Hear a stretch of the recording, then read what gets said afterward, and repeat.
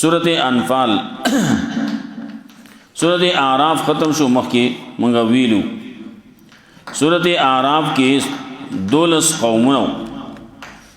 12 قسم خلقو چې هغه تباشي وي دي د نوح علی السلام د قوم نه راواخلا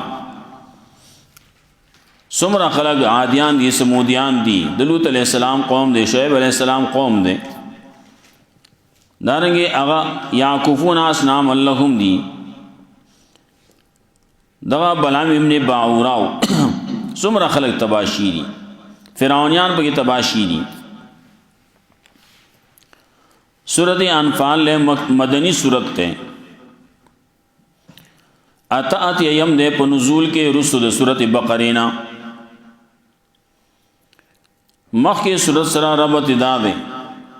چې مخکې سورۃ کې مسله د توحید ذکر کړه نو په دې صورت کې وایي چې وسیم نه مانی نو قتال وسرو کوي جنگ وسرو کوي jihad وسرو کوي دانګه مخکې صورت کې تشجیع او فی تبلیغ دا مسله ورسوي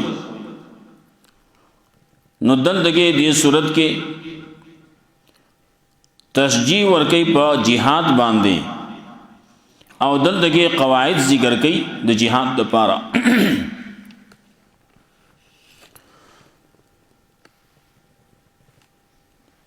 دارنګه مخکې سورۃ اعراف نه مخکې سورۃ انعام التکی عقبات سته ذکر کړیو د پاره تبلیغ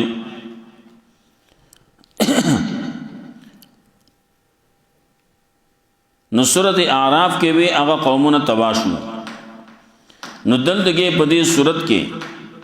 چا چې مثلا نو منلی نو تباشي وی دي نو دې صورت کې وایي چې مثلا نه مانی نو jihad وسره کوي نو د jihad د پاره قوانین د شپږ نو شپږ قوانین د jihad د پاره بدل د ذکر کړي د پاره چې اسلام اوچت شي دعوت صورت به ترغیب د قتال فی سبیل الله تا صد پاره لدفع الشرک چې شرک ختم شيګا خلاصه د صورت به صورت کې اول کې درې اوامر دي او بیا شپږ قواعد دي د میدان جنگ او بیا با د امیر د جهاد د پاره قواعد دي امیر له سپکار دي دای تذکرہ بکی صفات داغه ذکر کړي ناول کې درې خبرې ذکر کړي یو ځان کې توحید راولي تقوا ځان کې راولي تقوا پیدا کړي دویمه خبره بګي چې د یو بل په منځ کې اصلاح کوي نو دریمه خبره بګي چې سنت تابعداري کوي د الله او د الله د رسول د کتاب او د سنت تابعداري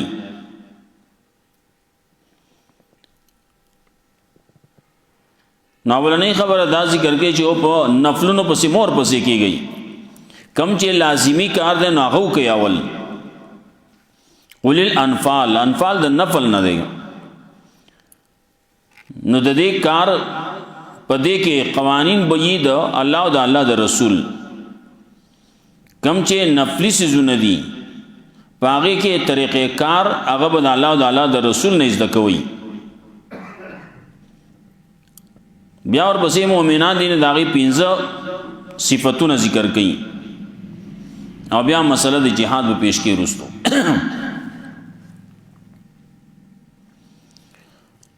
پنځه صفاتونه دي یو انما المؤمنون الذين اذا ذكر الله وجلت قلوبهم دا ځنه د مؤمنانو پنځه صفاتونه ذکر کړي يسالونك عن الانفال داخله تپوس کې استانه د غنیمتونو مبارکي غنیمت نفل وی انفال وتوی غن دے غن غنیمتون دی دی غنیمتون ته انفال ولی وی انفال وت دی وجه نوې چې دا زیاتی ګړې شه دې زیاتی ګړې شه میلاو شو ولې ته چې jihad د تلې وینستا دا مطلب وسو زه غنیمتون راوړم زه به خلکو نه مالونه راوړم نه دغه نو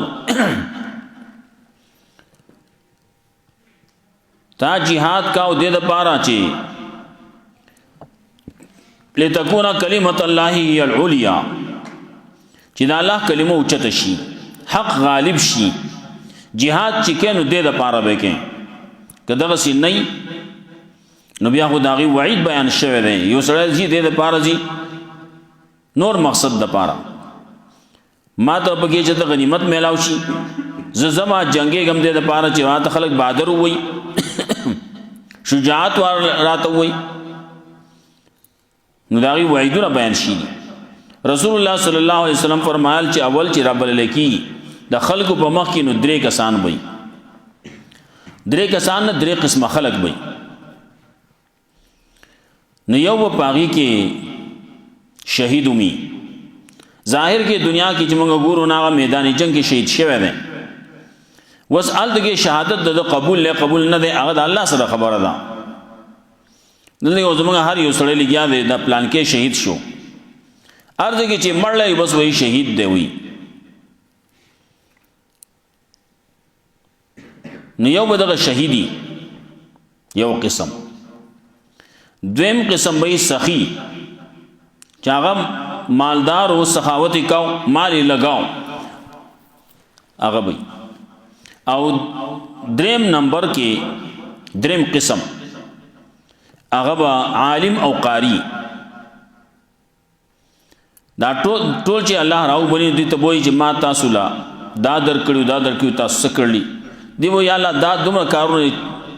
من کړلی ستاده پاره کړی ستاده رضا ده پاره کړلی الله به دروغ وای هغه شهید ته وایي چې تا خو دې د پاره کړی چې ما ته خلک بہادر وای نو تا ته دنیا کې بہادر ویلې شي دي خلکو ته ویلې زموږ سره سې نشته ملائکه ته حکم جهنم ته ورځوي هغه بل ته بوې تا چې مال درکړ هغه هر ځای می لګولې مدرسې می جوړه کړل جماعت می جوړ کړل لار می جوړه کړل پول می جوړ کړل د غریبانو سره امداد می کړل ساده رضا ده پاره او دروغ وای تا خو دې د پاره کړو چې ما ته خلک سخی وای سخی ته ویلې شي دي موږ سره سنشتي هغه خبرې د پاره کړو هغه هم راونه وشي او جهنم ته پړ مخ ورزول شي بلغ عالم او قاری هغه ته طالب علم درکړو قران می درکړو داس کړو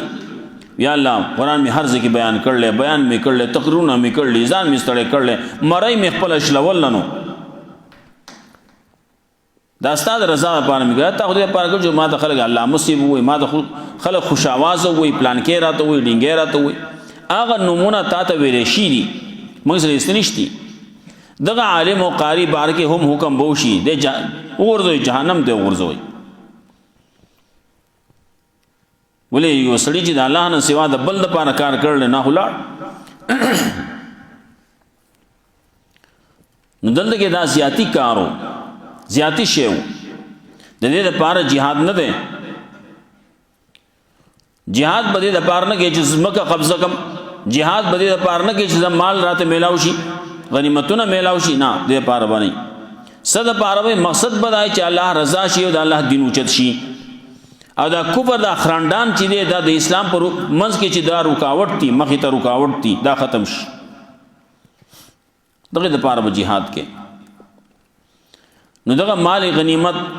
مخکینی ادیانو کې دا راجو بکړې شو نو دا به اوسې ځلې شو خبره مخلاص شو داغي د استعمال داغي اجازت نو دا زمونږ د رسول الله صلی الله علیه وسلم خصوصیت ته مخکې اوسه ما ویلو 15 جنا رسول الله صلی الله علیه وسلم مال راکړې شي د خصوصیت سره ناغي کې یو خبر ده چې اوحلت لنا الغنائم غنیمتونه زموږ لپاره جایز کړې شي دي مخکې خلکو لپاره جایز نه زموږ لپاره جایز دي بل رسول الله صلی الله علیه وسلم الدغه 15 خبرې مخکې رسول مخکې ذکر شي غنیمتونه دا جایز کړی شي دي صدقې جایز کړی شي دي زکاتونه جایز کړی شي زموږ امت د خلکو د پاره هغه کې بیا تفصیل له صدقې زکات وغیرہ اوم مخکینی امتونو کې چې کله با سړي با د زکاتونه سوزونه براجم کړه قرباني به کوله ناغه به وکړه کې به خودا پدې کې ور براغه هغه بو سي زلا دا د قبولیت علامتو دې امت کې غریبانان به یتیمانان به پیغمبر صلی الله علیه وسلم فرمایلو زما په امت کې به یتیمانان ډیری ولې دلته به jihad کولای کیږي کنه چې jihad کولای کیږي نو په jihad کې په جنگ کې مړی کیږي کنه چې مړی وشي نه حالت کې هغه بچي ویسه شي یتیمانان بشي نو دی وجنوي نو دغه غریبانانو باندې دا مال تقسیم کوي دا زکاتونه دي عشرونه دي او صدقې دي دا دی غریبانان لور کوي ورپسې رستو برازي الله رب العزت زما رزق والله خیر الرازقین کی وي